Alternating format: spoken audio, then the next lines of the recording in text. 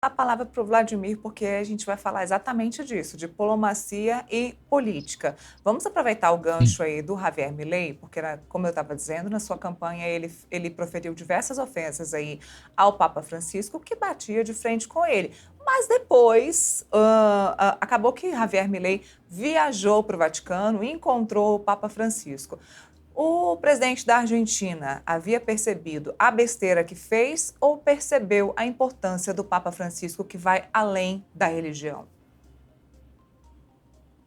A probabilidade seja do segundo, Neiro. Como o vice-presidente dos Estados Unidos, que se diz católico fervoroso, mas denuncia as pautas do Vaticano como sendo pautas do globalismo, teve de alguma forma de ceder até para o encontro com o por dois motivos. Primeiro, porque ele é o líder de uma igreja, mas também ele é a liderança de toda a Santa Sé, que tem ali um conjunto de organizações muito bem financiadas, inclusive, com atividades importantes ao redor do mundo e em especial na América Latina. No caso do Javier Milei, a população argentina é esmagadoramente católica e muito próximo à igreja, diferente do caso do Brasil e outros países da América Central, que têm se afastado do catolicismo e aumentado o setor protestante, de alguma forma faz com que aquela liderança da Argentina tenha que minimamente ter um bom trato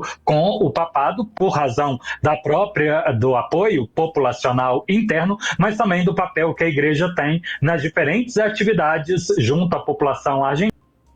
A Milei deseja, com a motosserra, reduzir o papel do Estado. Os serviços tão essenciais de apoio à população têm que vir de outra forma. E a assistência social da igreja é muito importante para aquele povo. A gente pode lembrar, Vladimir, de algum outro argentino, religioso ou não, que tenha tido essa importância na religião e fora da religião nos últimos tempos? Acredito que o Papa é a principal referência no caso da Argentina, apesar de ter sido uma surpresa, né, em escala global, exatamente por ter essa subdimensão do peso da Igreja na América do Sul, já que dentro do Vaticano e da Igreja como um todo, o peso historicamente estava dentro da Europa. Claro que existem outras tantas lideranças latinas, a maioria delas acabam envolvendo ou na luta pela independência ou a questão ambiental, do qual o Papa também abraçou imensamente e acabou tendo como referência elevado alguns bispos ao título de cardealado, exatamente por esse tipo de pauta também. Mas no caso da Argentina, ele é a principal referência.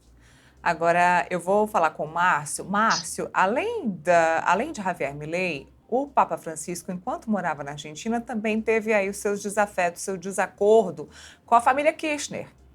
Isso porque, inclusive, os argentinos tinham aí uma certa adoração à família Kirchner por algum momento, e é isso que eu queria entender de você, se isso continua, se essa divergência ela permanece ou se isso acabou dentro da Argentina. Se, de fato, os argentinos entenderam que o posicionamento do Papa Francisco, visitando os mais pobres, visitando as favelas e tentando mostrar aí para o kirchnerismo, que a vida não era da forma que eles acreditavam que fosse, não. Eu acho que o Papa teve problemas com todos. Teve problema não, teve atritos em determinados pontos com todos os ex-presidentes. Quando ele era arcebispo de Buenos Aires, as homilias, as missas, aqui é muito... No dia da independência, no dia da Revolução de Maio, 25 de maio, uma tradição é uma missa. Nessa missa, todos os presidentes dos últimos 20 anos, quando ele era arcebispo, receberam críticas profundas.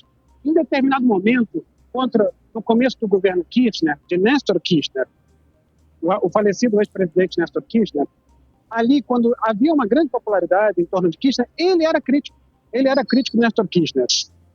Por esse motivo, quando ele assumiu o papado, a Cristina Kirchner, que era presidente na ocasião, nunca disse um Papa argentino, ela jogou o Papa latino-americano, quando, na verdade, há um presidente em sintonia, convém dizer que o Papa é próximo.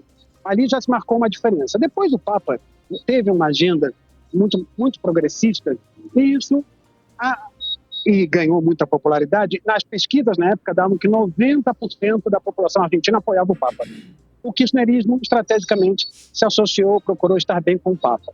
Mas depois, por um ou por outro motivo, o Papa também se afastou de Cristina Kirchner. Basta lembrar que no governo de Alberto Fernandes, quando a volta do kirchnerismo, entre 2019 e 2023, foi aprovado em dezembro de 2020 a lei do aborto. Então, aquilo ali já foi ali foi a definitiva ruptura, porque a Cristina Kirchner era vice-presidente. Ali foi uma ruptura. Antes disso, por exemplo, a vice-presidente colocou como candidatos pessoas que a igreja denunciava ligadas ao tráfico de drogas. Então, o Papa também foi contra e isso ajudou que a igreja fizesse campanha a favor dos candidatos de Maurício Macri. Maurício Macri, por exemplo, em 2007, quando era governador da cidade de Buenos Aires, prefeito, ali houve a primeira manifestação de união estável, né, que depois derivaria no casamento igualitário, não é?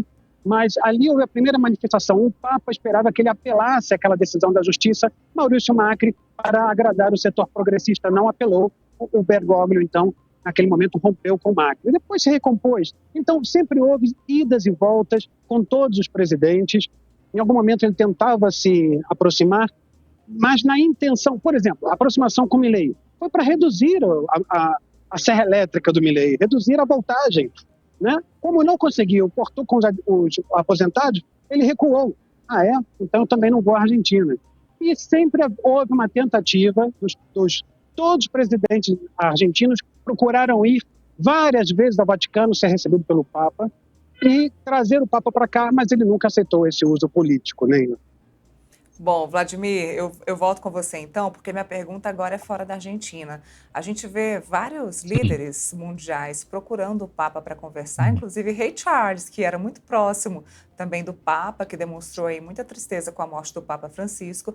E vimos agora no último encontro, um encontro aí diplomático com J.D. Vance, que é o vice-presidente, atual vice-presidente dos Estados Unidos. Qual era o poder que o Papa Francisco tinha de tratar de assuntos globais para além da igreja?